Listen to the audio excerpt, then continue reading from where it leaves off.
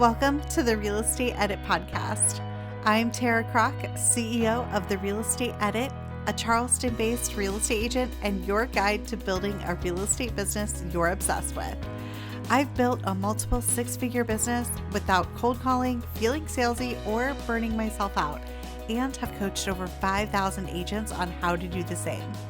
Whether you're just starting out, ready to scale, or somewhere in between, this podcast is your go-to for marketing strategies, lead generation tips, and actionable advice to growing with confidence. Together, we're rewriting the rules of real estate so realtors just like you can create wildly successful and sustainable businesses. Let's get started. All right, friends, today on the Real Estate Edit podcast, I'm sitting down with not only a powerhouse in the real estate industry, but one of my absolute favorite people, your business bestie, Rosemary Lewis. Rosemary is a top producing agent, coach, speaker, and now author of the brand new Real Estate Bestie Devotional, which I can't wait to talk about, by the way. She has built an incredible community of women in real estate. She's spoken on some of the biggest stages, and she has a gift for mixing wisdom with strategic know-how in a way that just hits different. Today, we're diving into all things business, so please welcome Rosemary. Hi. Hey, girl. Hey, I am so excited to be here. Hey, everybody. Thanks for listening. I am so excited you're here. First of all, I could not even begin to list all of your accolades and everything that you've done. Is there anything that I left out that you feel like people need to know about you? I'm like 60 days free of eating Twizzlers, which was my nightly snack. Oh, that's a good one. So I'm feeling especially proud of committing to decreasing my sugar intake right now. So that's amazing. I love that so much. I want to talk a little bit about community because you've built an incredible community. And obviously, if you have been a part of this world for any length of time, you know the community is really important to me. But I want to talk about the Real Estate Bestie movement and how this all came about. Like, how did you come up with it? Like, what was like the catalyst that really made you want to start? You know, I wish I could say that I was just so smart and just had a light bulb moment, but that is 1,000,000% not the truth.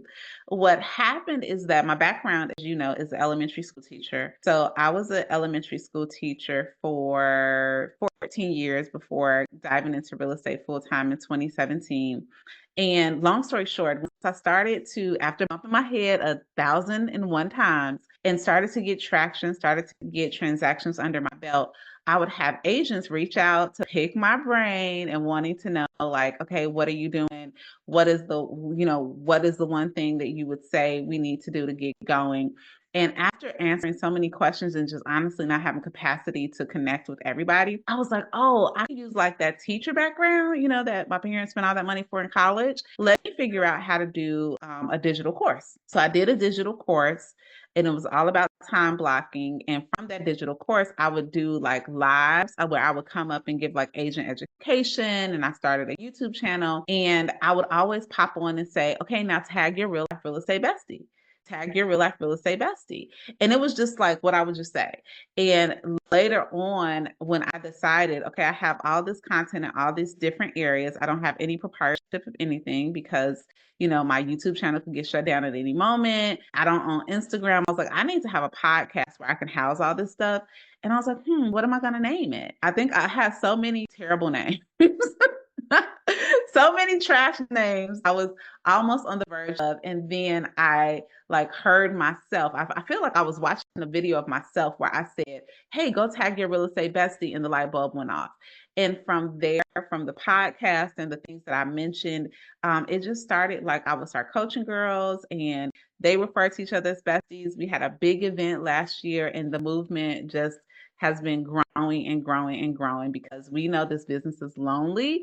So having real life besties in business that you can go through the trenches with has been everything. So I'm just grateful to just be the person who, said it first, I guess.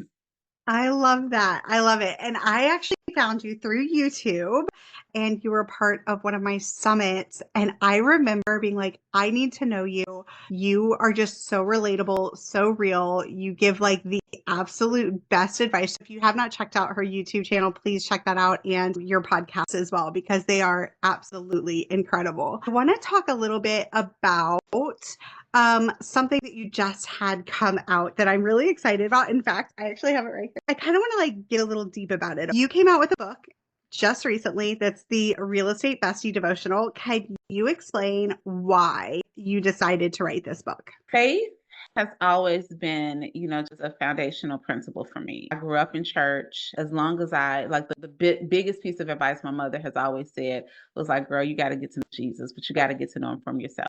And for a lot of people, I had that borrowed faith, right? Like I was, I went to church because it's what my mom did and family members. But when I got older, particularly moving from Illinois to Texas, and when I got into my real estate career, that was a very pivotal time for me where I really just wanted to say, okay, what would it look like to really develop a relationship with God?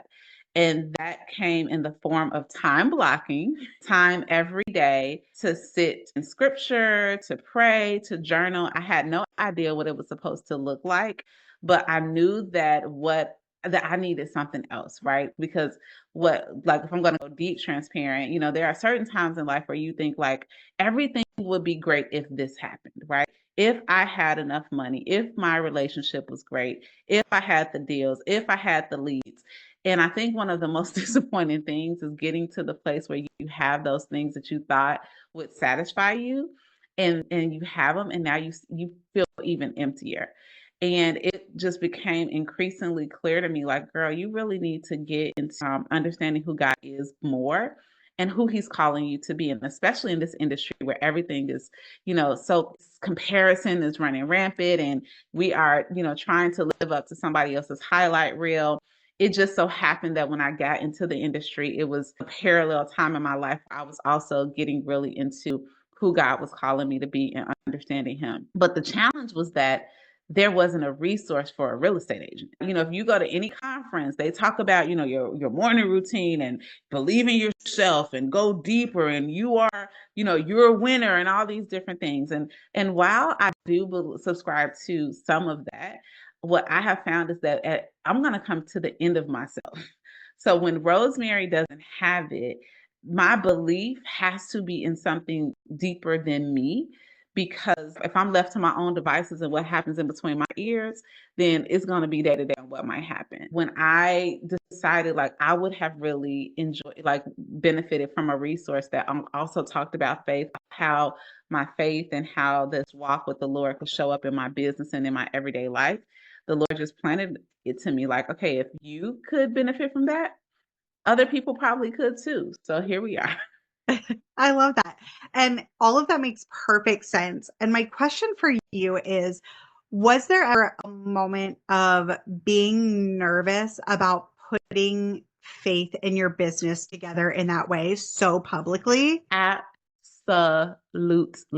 Thank you for saying that. Yes. Thank you for saying that, because it is so scary, I think, for some of us to honestly go out on that limb and just put our faith out there so publicly.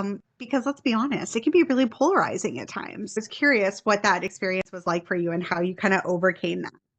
So when I tell you absolutely the scariest thing in the world, it was the scariest thing in the world. It was the scariest thing in the world because I didn't want to offend anybody. There are so many people, I'm in Dallas, it's such a melting pot. People are of all different faiths. I didn't want to offend anybody. I didn't want to be so forward facing with my faith. I'm be honest, it messed with my money. I didn't want to mess with my money. I didn't want to mess with my business. But then more importantly, I really didn't want to pimp Jesus.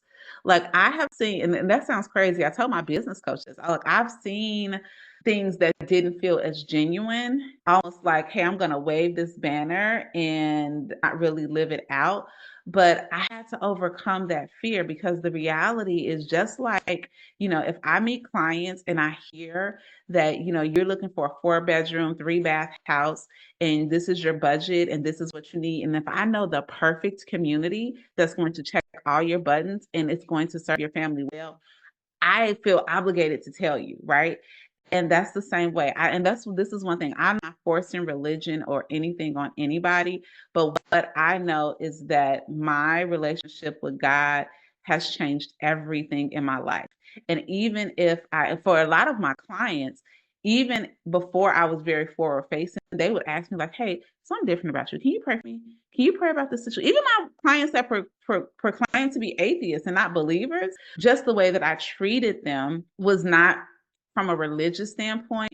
It was more of a loving relationship standpoint. So once I got over the fact that, you know what, somebody's going to be offended no matter what. I shared with you before, I love Twizzlers. Some of y'all think that they taste like plastic.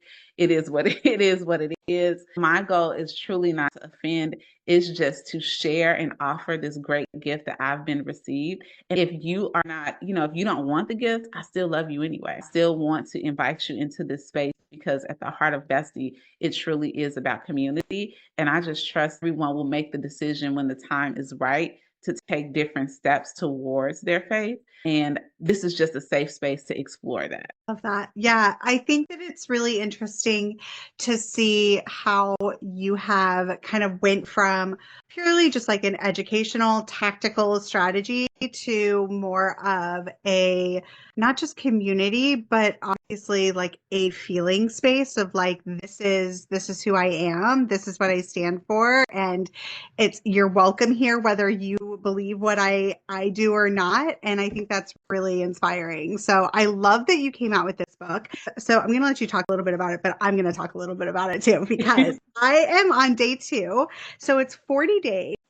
And basically it's kind of a journal. It's a devotional, right? So I'm on day 2. So I'm going through each day in July and then I'll go into August. But can you talk a little bit about like why this specific format? Just tell me a little bit about it. Like, how'd you come up with the different things? Like I said, I'm on day 2, which is all about traveling, which is something I didn't even think about. And I was sitting down like writing things out and I was like, wow, it never even occurred to me to like think about things in that way. So can you talk about a little bit about how you came up with the different topics? Yeah, so really the topics just really came from stories and things that come up and have come up in my real estate life. So as you go along the devotional, I tell stories or I share thoughts. And I actually learned this from one of my, you and I both are like, hey, we will be coached. I believe in coaching. I believe in mentorship. I believe in paying to get in different rooms because that's where different levels of understanding are unlocked. So I have a speech coach and something that he encouraged me to start doing, just honestly, just to incorporate more storytelling in my podcasting and in my life, was to look for stories of the day. So every single day I have this Google sheet. I just look for a story of the day. And literally, like, so I'll give you an example. Like on Monday, my story of the day was a builder, like he and I were having some banter about an HVAC issue. And he said his secretary felt it and saw that the vent wasn't working. And I was like, well, even Susan felt it. He's like, well, she's just secretary. So I just remembered that story of the day, right? Because I remember how frustrated I was. So it's just a little snippet of the day that I just wrote down. I can think of a time where I was at a friend's house and unfortunately her husband had passed away. That's why I was there. And her little boy walked up to her and he said, Mom, I know that there are going to be a lot of bumps in the road, but it's okay. We're going to flatten them out together.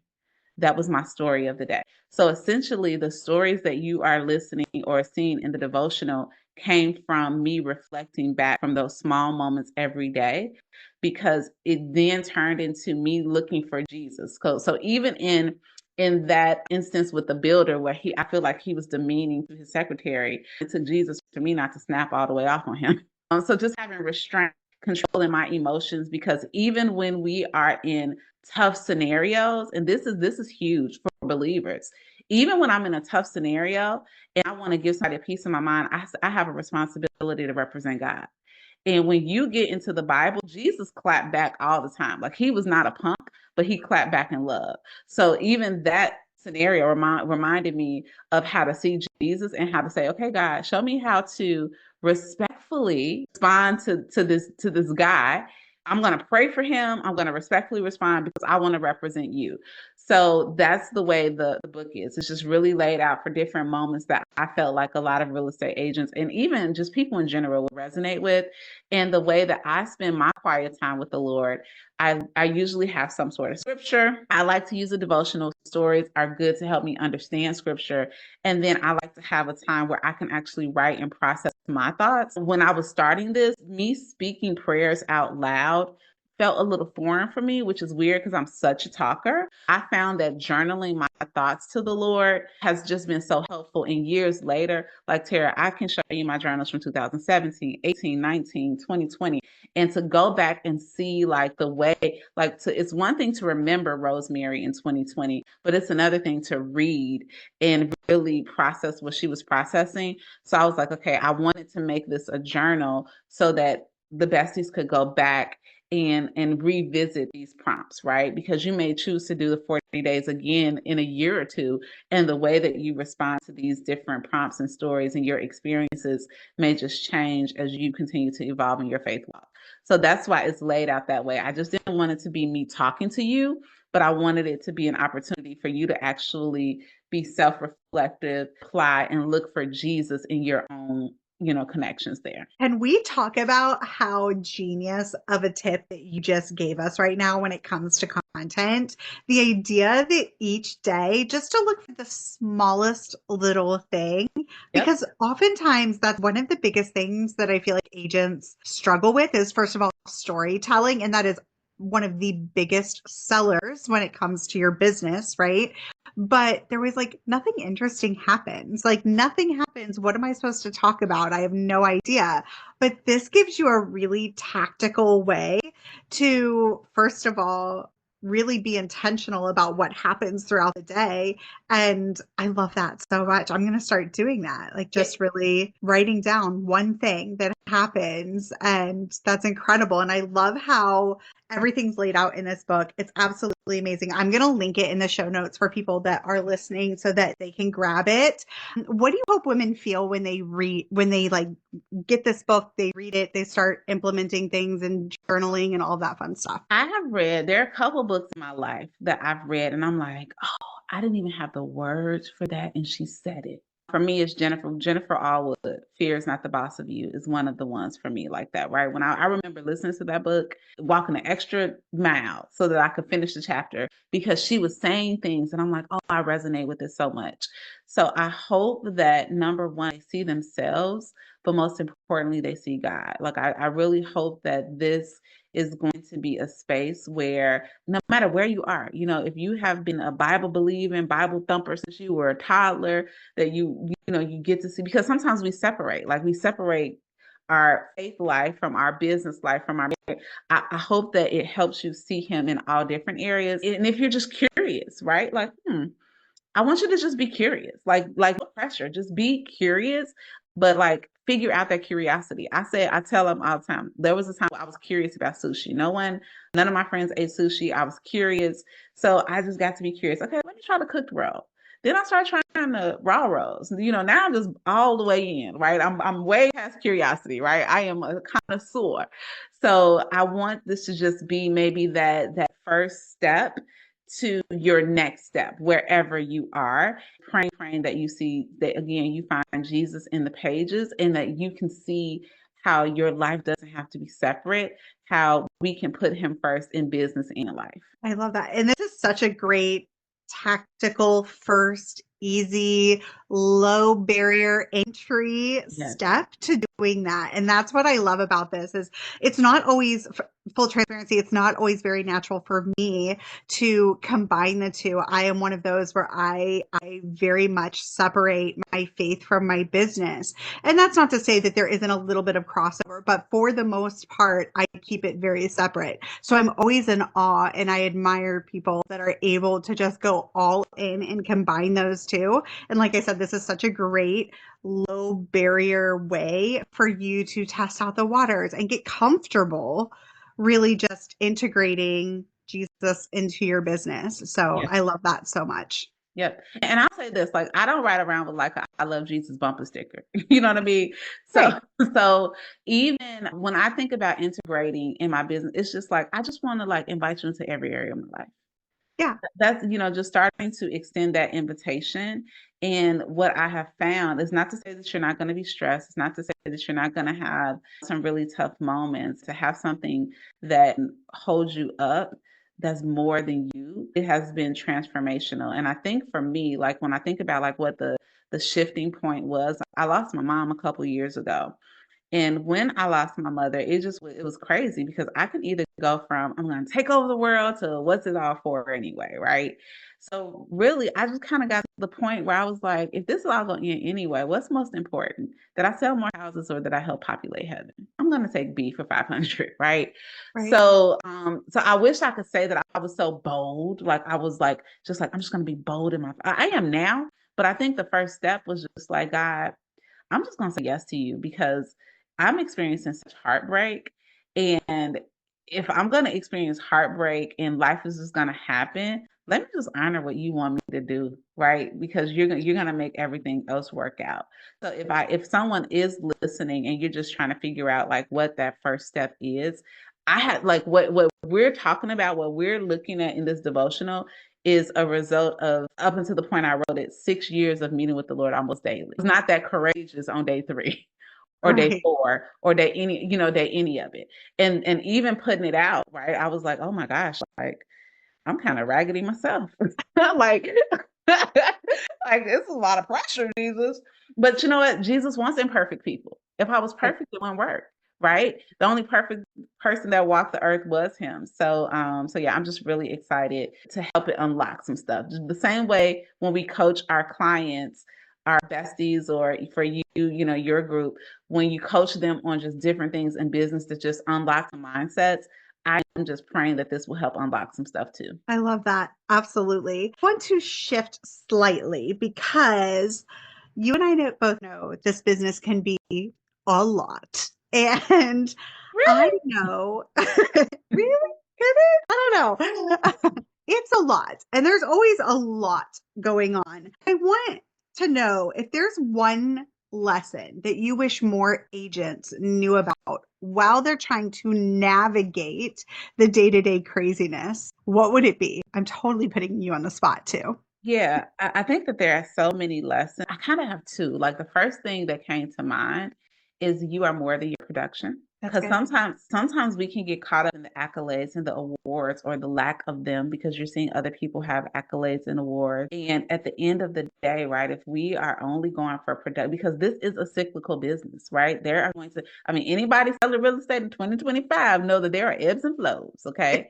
If all of your value is wrapped up in what you can produce, then it's going to be a very slippery slope. So I just want you to know that you're more than that, and you can figure out like, okay, then what more is it? This is why we got to get to know the creator so you can understand the creation, which is you. And then the second thing that I would say is that you are good enough. Exactly the way God created you, you are good enough. Now that doesn't mean that you don't have to do. You need to do enough too, right? Faith without works is dead. So there's a book that I love, a devotional that I love called Draw the Circle. And he talks about you have to pray like it depends on God, but work like it depends on you. And it's something about partnering with God. God does not partner with perfect people. He partners with, he knew Tara, he knew everything about you. It's stuff you got going on that I will never ever know about. And it's stuff you might not ever want anybody else to know about. But he knew that particular thing that you walk through, it might be a still moment with the client. It might be a still moment passing on the expressway where that moment is going to come to your remembrance and it's going to make sense why he had you walk through that. And he exactly will use you in your experience. And sometimes we disqualify ourselves because we see how somebody else is doing it. But it's like, no, no, no, you are enough. So you got to step out and do what he's calling you to do. I don't feel qualified to write a devotional.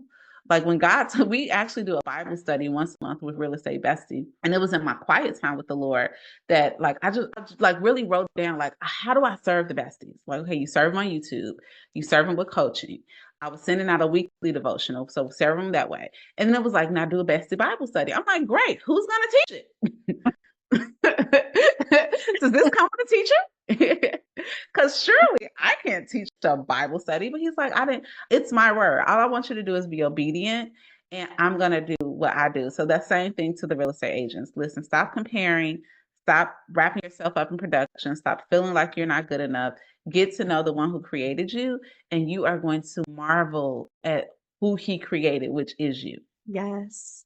So it's so interesting that you brought this up because lately I've been thinking about this a lot when it comes to, I'm calling it the grass is always greener syndrome, right? Because it is one of those things where I have been in close contact lately with a lot of clients and agents that are, but she's doing this and they're doing this.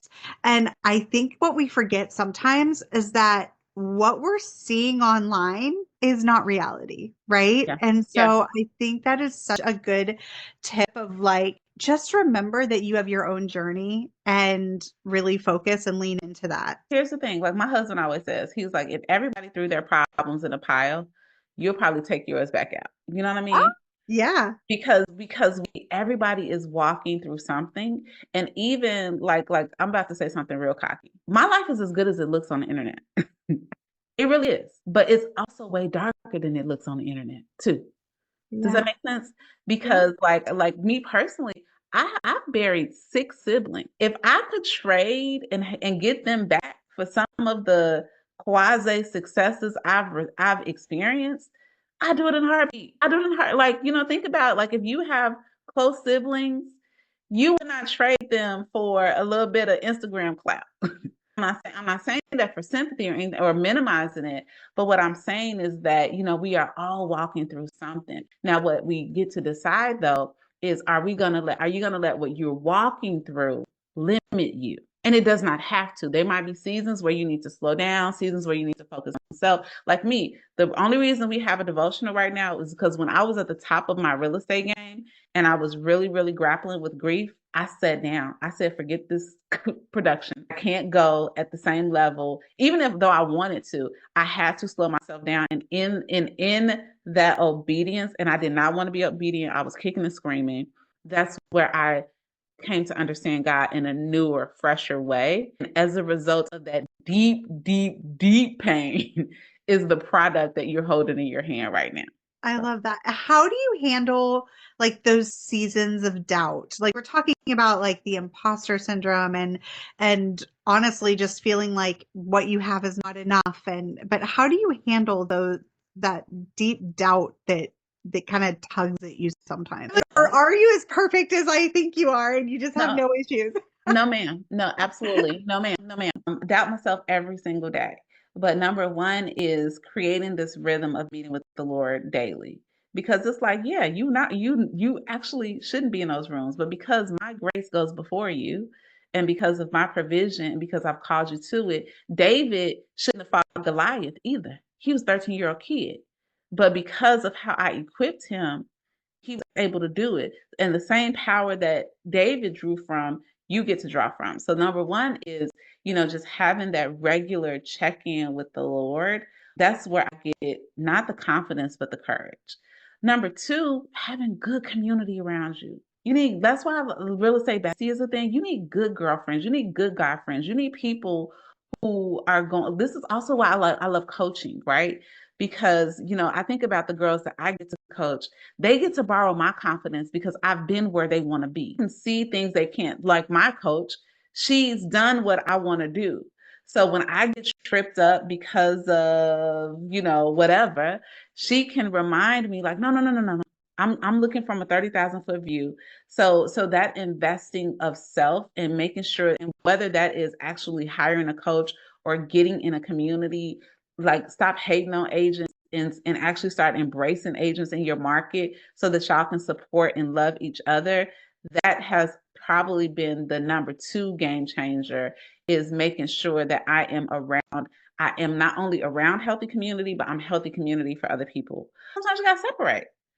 Like if it like take a break, get off of social media. There are some people, as much as I love the Lord, there are some agents that I cannot follow because it's all about me. It's going to stir some jealousy in my heart. And I have to be honest enough to say, you know what, I got to deal with it. This does something to me. It's not healthy. So I'm not I'm trying not, like I used to be a hater. I'm not a hater anymore. But I also just have to be self-aware to say, I'm not healed enough to follow in that way and create some separation between what I see. And then here's the last thing. I also have had to learn like to not to rejoice in other people's downfall too.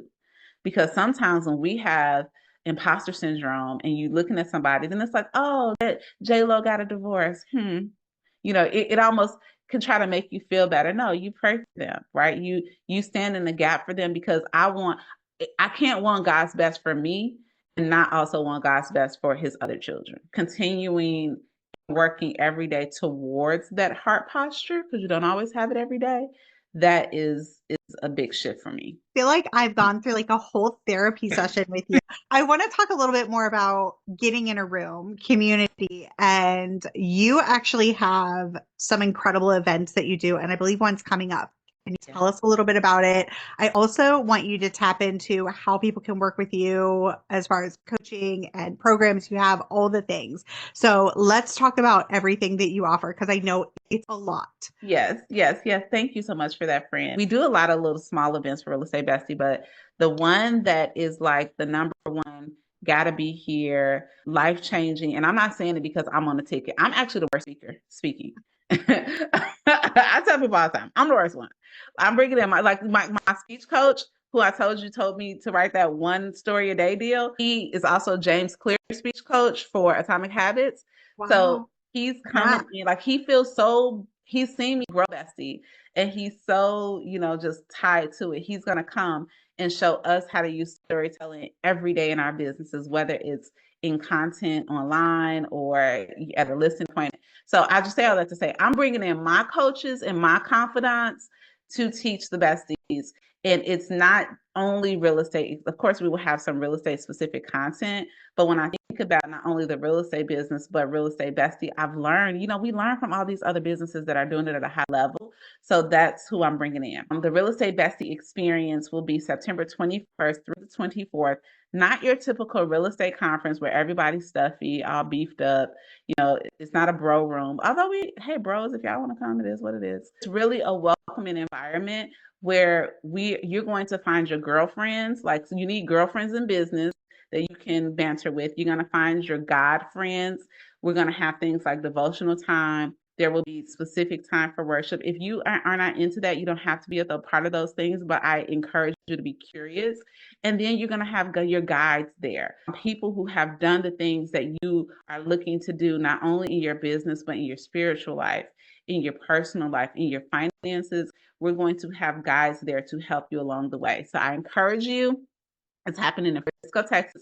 It's at such a little bougie, swanky hotel, great location. We're all getting out of the group chat and we are going to just experience greatness together. So you can go to rosemarylewis.com/experience to experience that. And listen, let's do this. Let's do Tara 100. That'll be a coupon code and you can get $100 off your ticket. Amazing. Okay, yeah. I'll put that link also in the show notes as well. So exciting. It sounds amazing. It sounds like so much fun. And I have seen behind the scenes of some of Rosemary's events and they look incredible.